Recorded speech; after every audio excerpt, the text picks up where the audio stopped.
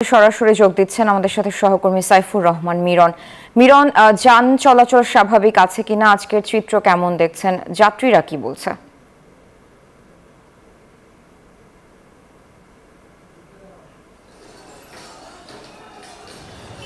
ধন্যবাদ সারা।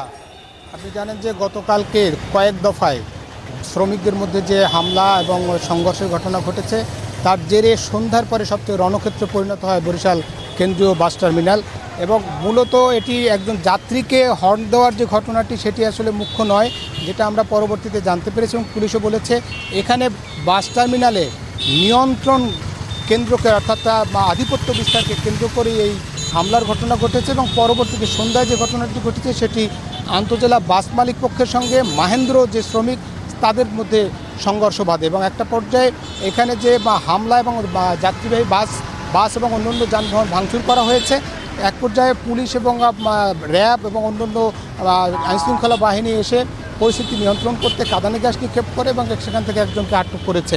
মূলত এখন আজকের যে পরিস্থিতিটি, যদিও দূরপাল্লার বাস চলাচল করলেও আন্তজেলা বাস যে সার্ভিস সেটি কিন্তু এখন বন্ধ রয়েছে। আমরা যেটা দেখতে পেয়েছি যে আন্তজেলা বাস চলাচল বন্ধ থাকায় সাধারণ যাত্রীরা অর্থাৎ অন্যান্য জেলা পর্যায়ে যে যাত্রীরা যাবেন তারা কিন্তু চরম দুর্ভোগে পড়েছেন। তারা মাহেন্দ্র বা অটো বা অন্যান্য বাইকে চড়ে তারা গন্তব্যে পৌঁছার জন্য চেষ্টা করছেন।